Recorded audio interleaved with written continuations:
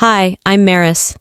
My family threw me a graduation party, not to celebrate me, but to manipulate my grandmother into handing over $100,000. When she gave it to me instead, everything changed.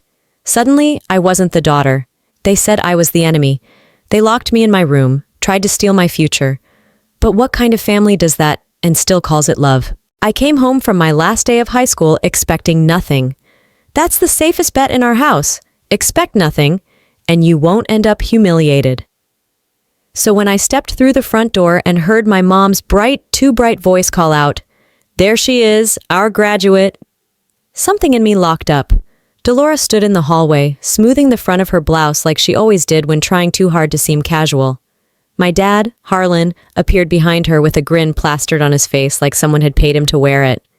"We were just talking," she said, her tone syrupy, "and we think it's time we gave you the celebration you deserve." I blinked. "For what?" "Your graduation, your birthday.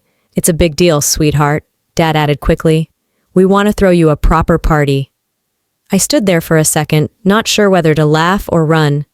This was the same woman who once gave me a calculator for my 16th birthday. The same man who forgot I made honor roll 3 semesters in a row. My eyes narrowed. "Is Grandma coming?" A beat. Just one. But in that breath, Delora's smile tightened, and my dad shifted his weight. "Why would you ask that?" she said, waving a hand. "This is about you, Maris.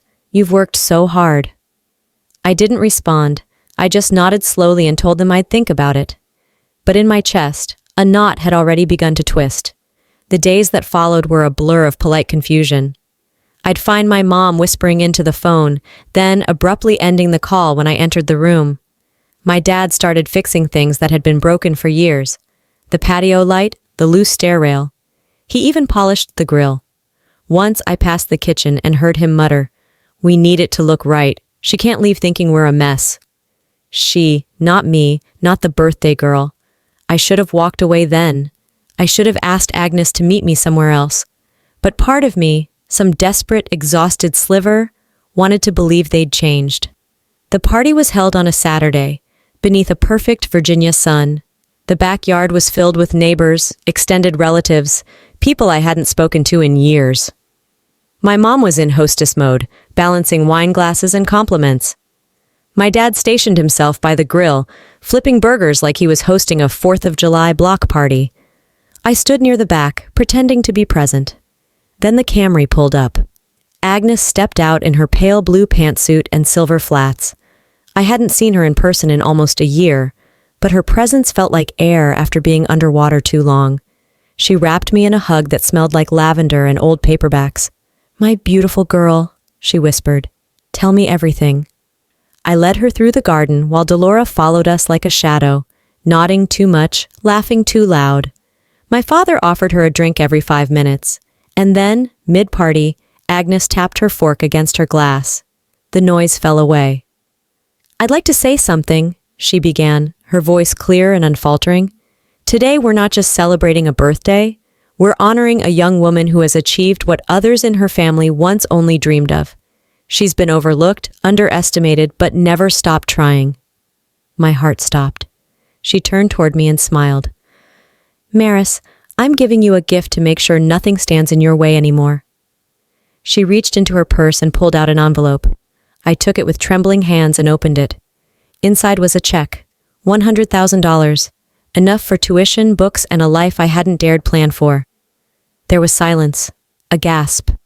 Then the buzz of whispers started. Delora dropped her wine glass. My dad's jaw clenched so hard I could hear the tension crack in his molars. I looked up at Agnes. She leaned in and said very softly, "You earned this. Don't let them take it." I nodded, too stunned to speak. No one in my family congratulated me. No toast, no hug, just the weight of their disappointment cloaked in forced smiles. As the crowd dwindled and the cake was boxed up, I walked into the kitchen to grab a glass of water. That's when I heard them, my parents, just around the corner. "She won't keep it," Delora hissed. "We'll find a way." "She's still a child," Harlan said. "She doesn't know what to do with money like that." I stepped back before they saw me. My fingers curled around the edge of the counter until my knuckles turned white. I smiled at them when I walked in, told them thanks for the party, but something inside me had already started closing. The yard looked like a crime scene after the party. Paper plates half crushed under chairs, balloons deflating under the sun, the grill still warm but abandoned. I stood at the edge of it all, watching the guests say their goodbyes, their curiosity barely hidden. They didn't congratulate me. They asked questions. Where's Breck? Didn't he help plan this? Did your mom say the money was for you or for college in general? I smiled politely, dodged every one of them. Then, just as the crowd thinned, the gate creaked open. Breck walked in. Wrong timing, or perfect, depending on who you ask. He wore sunglasses despite the fading light and held his car keys like they were a weapon. He scanned the backyard, zeroed in on me, then on Agnes, who was still chatting with Aunt Loretta. And then Loretta, bless her oblivious honesty, turned and said, just loud enough, "Didn't everyone assume the gift was for Breck?" Silence stretched thin. He didn't react. Not then. Just turned and walked straight into the house, his back stiff, his steps clipped. Later, while cleaning up, I reached for a stack of used cups and caught him slamming a drawer shut in the kitchen. The force rattled the silverware inside. I waited. He didn't look at me. Need help? I asked, voice low. He didn't answer. Just walked past me, shoulder brushing mine, cold, sharp. Behind the pantry door, I heard him mutter to our mother, "This is a joke. She's a nobody and you let her take everything." I stood perfectly still. My hands trembled, but I kept wiping the counter, kept pretending I didn't hear. At dinner, Breck made his presence known, sat down late, loud, and bitter. Halfway through the meal, he raised his glass lazily. "To people who know how to be at the right place at the right time," he said, eyes locked on me. My fork paused midair. My mother chuckled awkwardly. "Oh, Breck!" I didn't flinch. I didn't respond. I finished chewing and swallowed, even though my throat felt like gravel. That night I couldn't sleep. The walls felt thinner, like they were closing in. So I got up, padded to the kitchen, wanted water, silence. Then I heard it. My mother's voice, muffled but clear enough. "She's ungrateful. That girl's never appreciated anything. Breck deserves more." My bare feet froze against the tile. I leaned just close enough to hear more. "She doesn't get it. That check should have gone to the family. But no, Agnes had to play hero. Well, she better remember whose roof she's living under." Laughter followed, dry, cruel. I backed away before she saw me. Every step felt heavier than the last. I sat on my bed, numb, eyes wide open in the dark. 16 years ago, Breck got a brand new guitar for Christmas. I got socks. My mom said, "You don't even like music." A month later, Breck quit playing guitar. Last year, he wrecked his car.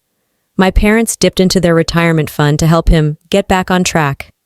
When I asked for help buying books, they said, "You should have applied for more scholarships." And now? Now I had something real, and all they saw was what it wasn't for them. I checked my phone out of habit. A message blinked on the screen from my best friend, Maya. "Your mom just posted on Facebook. She said the $100K was a surprise gift to help the family. Are you okay?" I stared at the message for a long time. My stomach tightened like someone had wrapped rope around my ribs and pulled. That's when I knew. They weren't just upset I got the money. They were preparing to take it. The morning after the party, everything felt off. The house was too quiet. The kind of quiet that carried weight, like something waiting to pounce. I tried to hold on to normal, poured cereal, avoided eye contact, but I could feel it brewing behind me. Harlan came in first, his expression unreadable. Delora followed, all polished calm and pretense. She sat across from me, folded her hands, and smiled like we were about to discuss summer vacation plans. "We've been thinking," she started, too measured. "This whole situation, it's bigger than you." I put my spoon down. "What situation?" Harlan cleared his throat. "Your brother's business is struggling, badly, you know that." I didn't answer. He continued. "The money Agnes gave you? It could help him. It could help all of us." There it was. The pitch. "You think I should give it to Breck," I said flatly. Delora nodded like it was the most logical thing in the world. "It's what's best for everyone. For the family."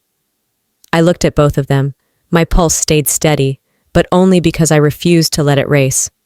No. Harlan stood up so quickly the chair scraped the floor. You don't get to say no, he growled. His hand shot across the table and gripped my wrist like a clamp. I tried to pull back, but he was already yanking me up, dragging me down the hall as I stumbled behind him. Let go, I shouted. What are you doing? He didn't answer. He shoved me into my bedroom and slammed the door shut. I heard the lock click. Once, twice. Dad! I banged the door. Open it! Footsteps walked away. Silence. I was 14 again. Except this time there was no basement, just my room stripped of power. I turned the knob. It didn't budge. My phone? Gone from the nightstand, laptop disappeared. Even my backpack had been moved. The windows were locked, screwed in from the outside. I sat on my bed, stunned, then stood up and paced. My breath got shallow. The air felt thinner than it should have. I punched the wall once.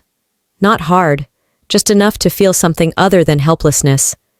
They'd locked me up like I was a threat, like I'd done something shameful by being seen, by being valued. My stomach twisted with a mixture of fear and rage, but mostly humiliation. I was no longer the background character. That scared them more than anything. The day dragged. No voices, no food, just silence and time. I didn't cry. I made a plan. At midnight, I tied together belts and old bed sheets, looped them around the bedpost, then wedged the window open an inch at a time. I was halfway through sliding out when the door creaked open behind me. Going somewhere? I froze. Harlan stood in the doorway, backlit by the hallway light. He didn't yell.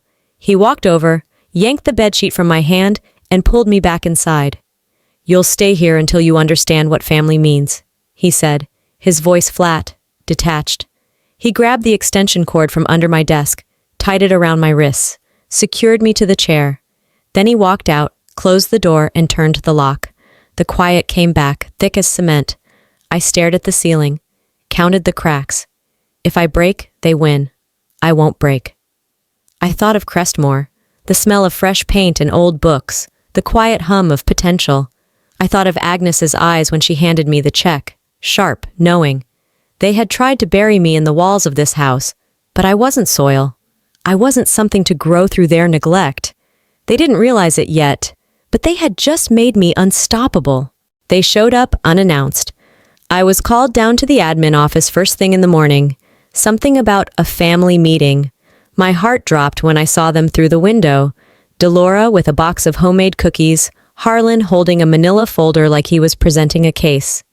They were seated at the student cafe, smiling like this was a normal drop-in. My mom stood as soon as she saw me. We didn't want to bother you at the dorm, sweetie. Just thought we'd catch up, maybe clear the air. I didn't sit immediately. I kept my bag on my shoulder, standing. I have class soon. Harlan motioned to the chair across from him. This won't take long. So I sat. I kept my hands folded, elbows tight. Delora slid the cookie box forward like a peace offering. Your favorite, pecan shortbread. No nuts this time, I promise. I didn't touch it. We overreacted, she began, eyes wide with artificial sincerity. Everything with the party, the gift, we just didn't know how to process it. But we're proud of you. My father nodded, still not looking directly at me. And Breck, she continued, pulling a folded letter from her purse. He wanted you to have this. It's from his heart. I took the letter, unfolded it. The words were careful, too careful. Scripted guilt. I'm sorry if I ever made you feel small. We're a team. We always have been. I handed it back without a word. Harlan cleared his throat. Look, all we're saying is, maybe you can talk to Grandma. Just help her see the bigger picture before it's too late. There it was. The ask, cloaked in sugar. I stared at them, the two people who raised me on silence and sacrifice, now smiling at me like I owed them. Dolores stood, reached for my shoulder. We just want the family to be whole again. I stood too. I have to go. She pulled me into a hug before I could move. Her mouth was right at my ear. This whole thing was supposed to help Breck, not tear us apart. I went still. It was like a hairline crack in glass that finally gave way. Not loud, but devastating. I stepped back and looked her in the eye. I'll be late to class. Her smile faltered. I walked out without turning back. In my dorm, I dropped the cookie box into the trash, sat on the edge of my bed and ripped the letter in two. Then 4, then 8. 16 years ago, she told a teacher I was just being dramatic when I cried after Breck knocked the wind out of me. Said I was always sensitive. Now I knew. It had never been confusion or misunderstanding. It was strategy, guilt, pressure, sweetness as a weapon. I wouldn't be blindsided again. They hadn't come to apologize. They came to disarm me. They came to say sorry. But all I heard was the sharpening of another knife. The quiet didn't last long. 2 days after the staged reconciliation at the campus cafe, I got a call from Aunt Loretta. She was whispering like we were part of some family conspiracy. "Your mom's been telling everyone the money was meant for the family," she said. "She's calling it a misunderstood gesture. She says you're confused." I sat in my dorm, half-dressed for class, hair wet, coffee cooling on my desk. But nothing in that moment felt casual. It was tactical. Another round of damage control, except this time, I wasn't the one cleaning it up. I opened my laptop. By pure accident or fate, Delora's iCloud was still synced to the family tablet I used for years. A shared note popped up. I clicked. There it was, buried inside a long list of errands and meal plans, a message exchange copied and pasted between her and Breck. "Don't worry," he wrote. "She'll fold. I'll guilt her if I have to." Fold. Like I was a paper thing. Like my backbone was optional. I read the thread twice. Every word stripped something inside me raw. Not only were they planning this together, they expected me to cave, to retreat like always. That night, something else felt off. When I reached for my Crestmore acceptance packet, the envelope looked wrong. It had been opened, not carefully. It was crumpled along the top fold. A line of clear tape ran along one edge, barely noticeable unless you were looking. I was. Inside, the letter was intact, but the weight of it felt violated. 16 years ago, Delora broke the lock on my journal and read aloud an entry to her church group. "She's just emotional," she told them, laughing like my pain was anecdotal. "Creative minds always get carried away." She said it was for my safety. This wasn't safety. This was control. I didn't call to ask. I called to confront. "You opened my letter," I said, skipping the pleasantries. "Maris," she began, already playing the hurt card. "We were just excited. We wanted to be a part of your journey, that's all." "No," I said flatly. "You wanted to manipulate it. You don't show up uninvited to control. That's not how this works anymore." She was silent for a second, maybe calculating. "You're being dramatic." And there it was again. That old phrase, the one used to discredit me. Shut me down, shrink me small enough to fit into the box she could manage. But I didn't shrink. I hung up. Then I deleted her access to my cloud. I changed every password: banking, email, school.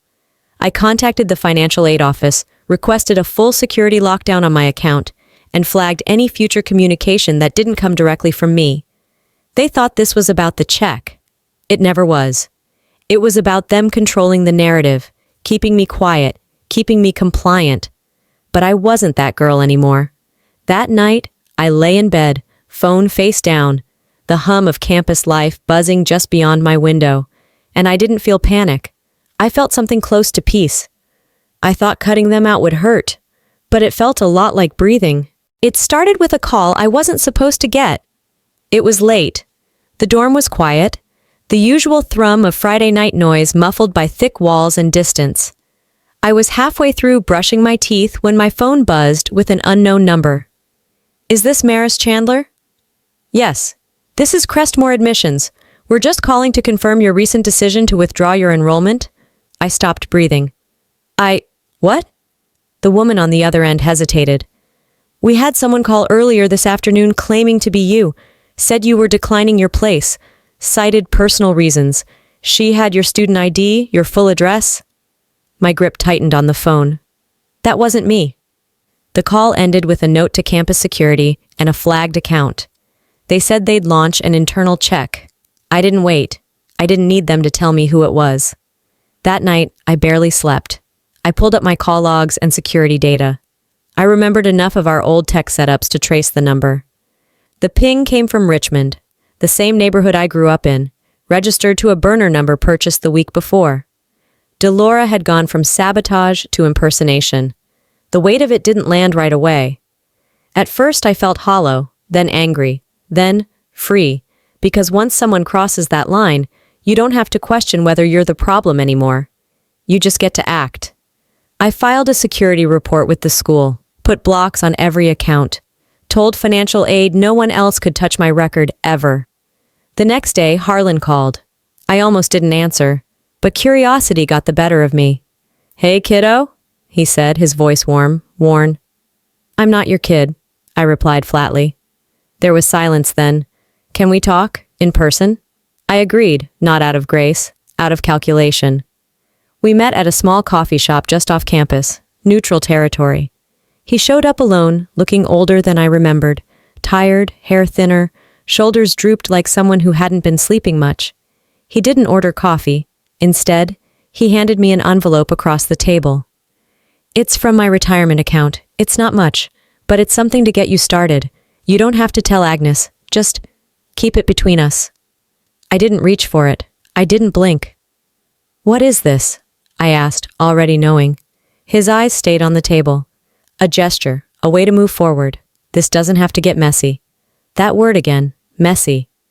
"I'm not cleaning up your mess anymore," I said quietly. He looked up. "You didn't come to help me. You came to shut me up.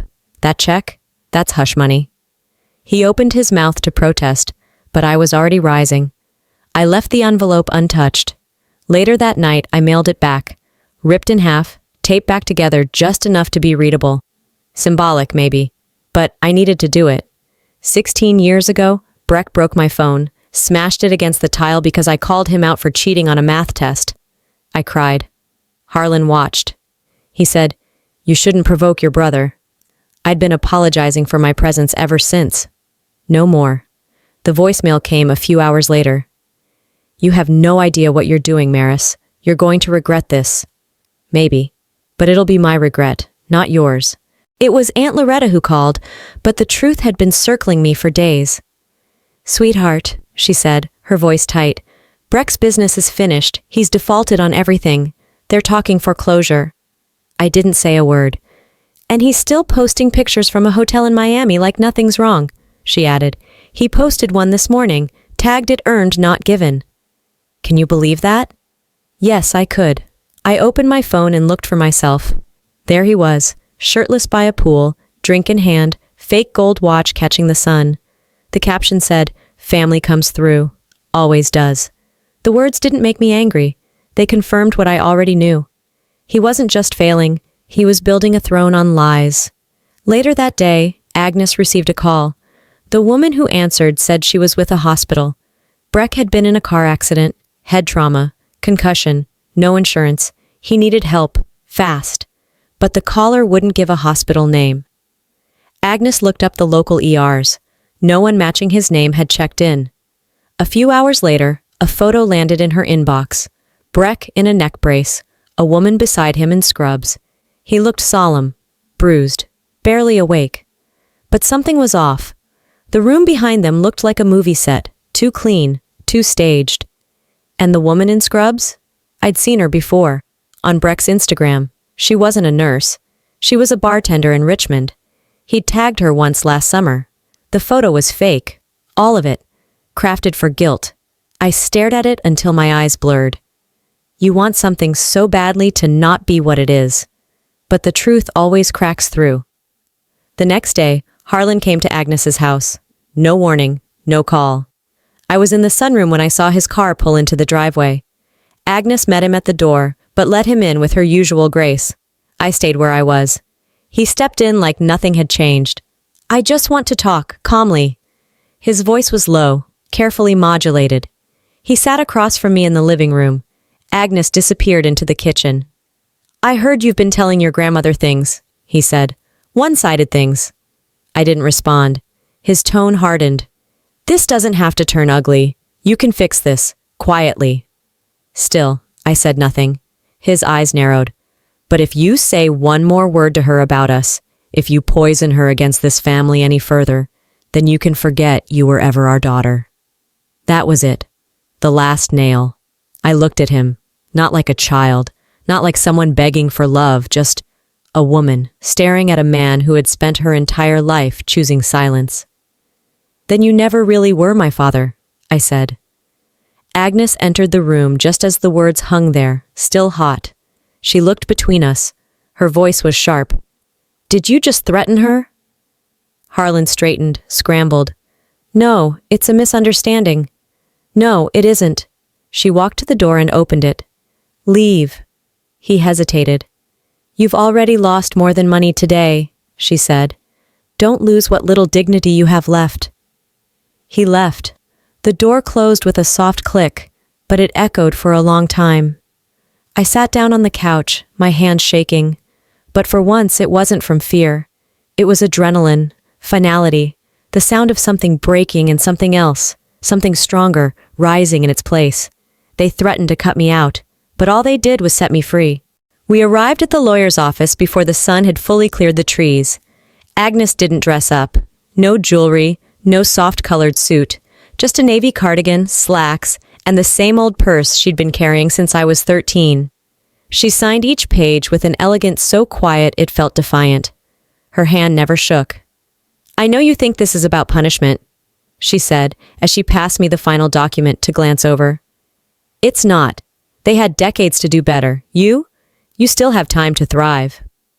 She was cutting Delora and Breck out of her will. Officially.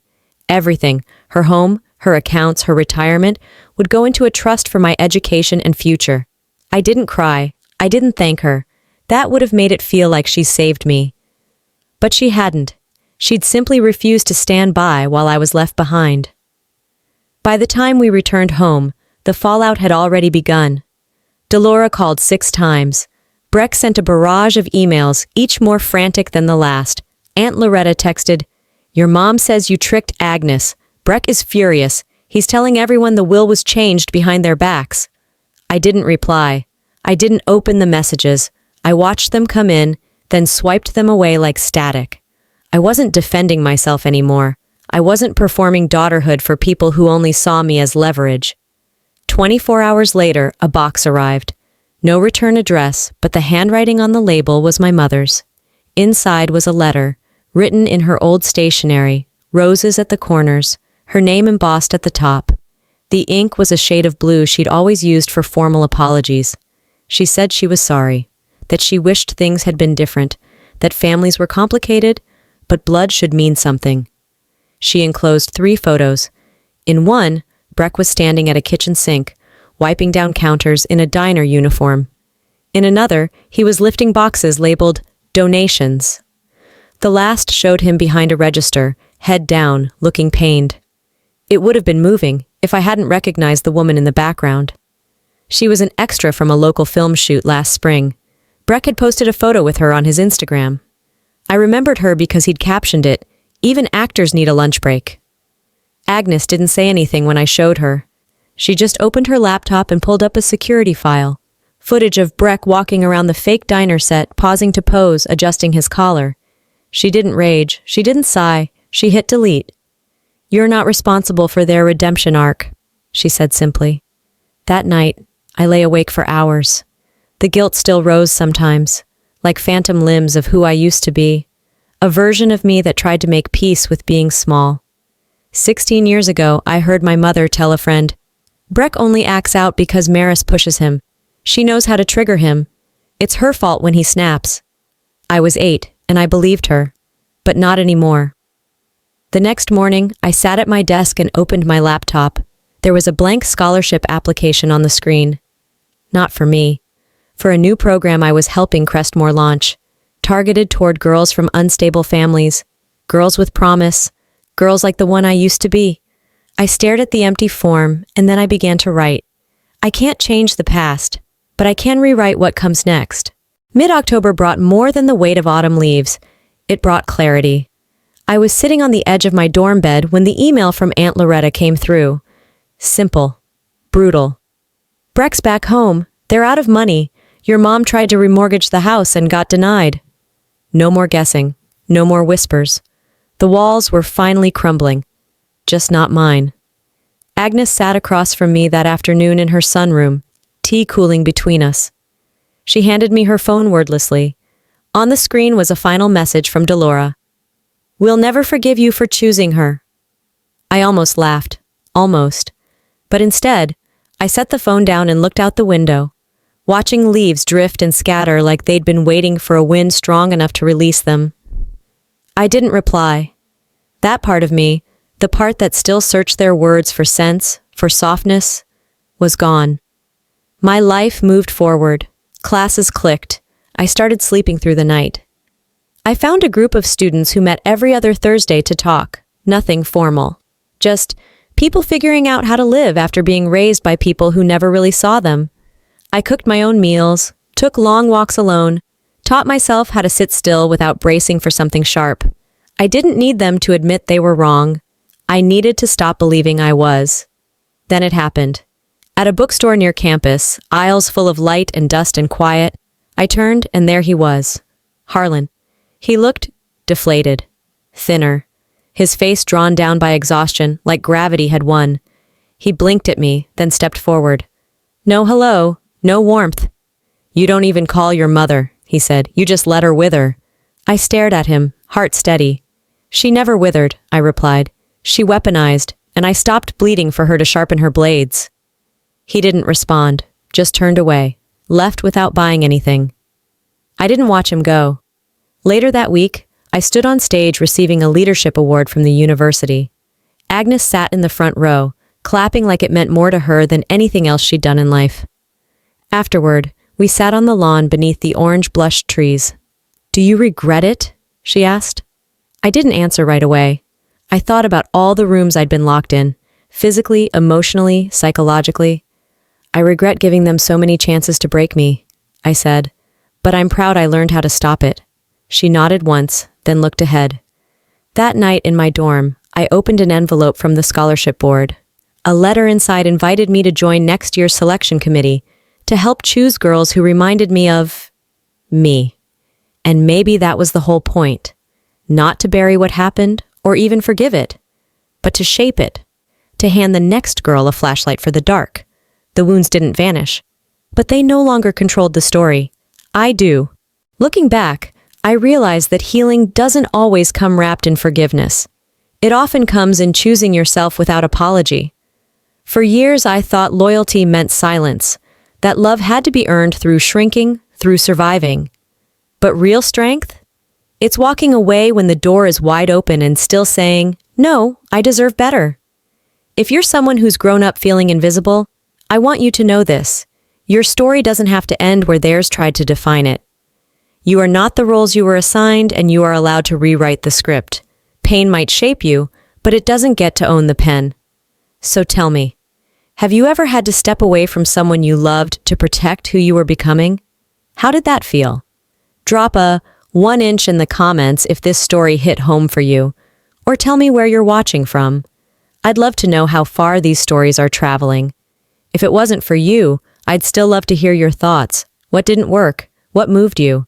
Let's talk about it. And hey, if this story made you feel something, if it sparked a little courage, or gave your silence a name, make sure to hit subscribe so you don't miss the next one. You never know who might need to hear it. And maybe it's you.